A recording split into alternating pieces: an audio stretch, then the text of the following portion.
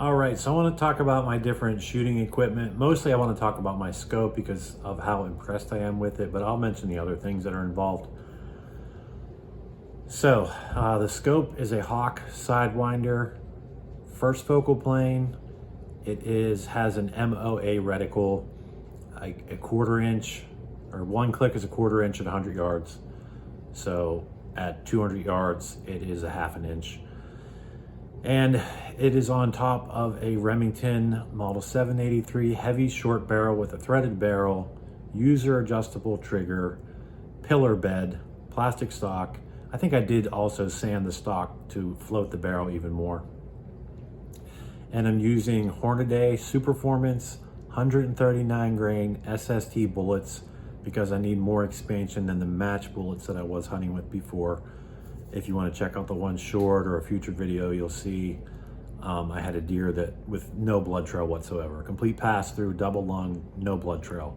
Literally no blood running down the deer. Drug it from where it was dead. Not a single drop of blood on the ground from that deer. So I'm just switching ammo to have more ethical shots.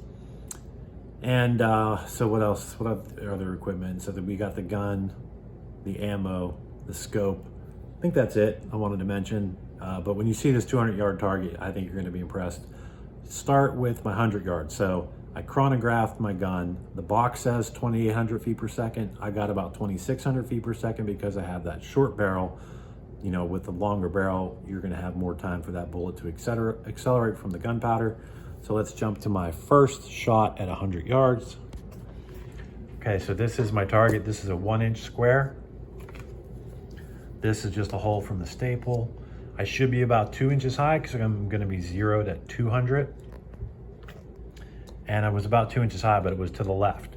Now, what I have learned from shooting my crossbow is when you go to get dialed in, as long as it's not too windy, do it at the longer ranges. You know, you don't have to do it at your closer ranges because your changes at 200 yards won't have as big of an effect at 100 yards compared to if you do that backwards. If you change something at 100 yards, so say you change something by 1 inch at 100, you're gonna have a 2-inch effect at 200. And if you did 2 inches at 200, it's gonna be 1 inch at 100. So I wanted to just, you know, I don't have a lot of time to get this dialed in. So I just went to 200, let's get to that target. So my 200-yard target, I had facing the other way.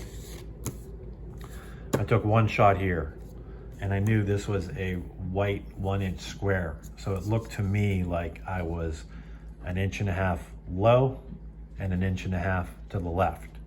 So to go 1.5 inches, if we were at 100, that would be 6 clicks. 6 clicks right, 6 clicks up. But we're at 200, so I only had to go 3 clicks right, 3 clicks up. This is my second shot. I was super happy with that. And that's really my main reason for making this video today is, I mean, I adjusted that scope 1.5 inches right, 1.5 inches up, and got exactly what I wanted. I went to 300 yards. So this is with the Remington 783 heavy barrel, the Hornady Superformance SST bullet, and the Hawke Sidewinder first focal plane. I think it's a 6 to 24 power scope. I went to 300 yards. I used my shooter app.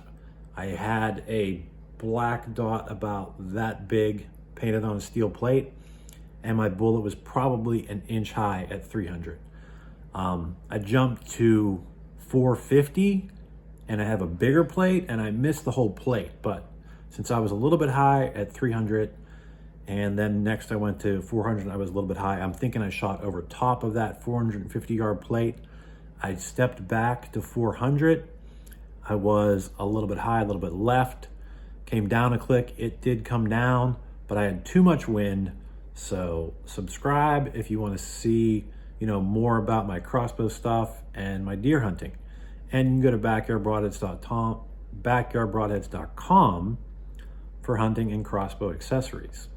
Thank you.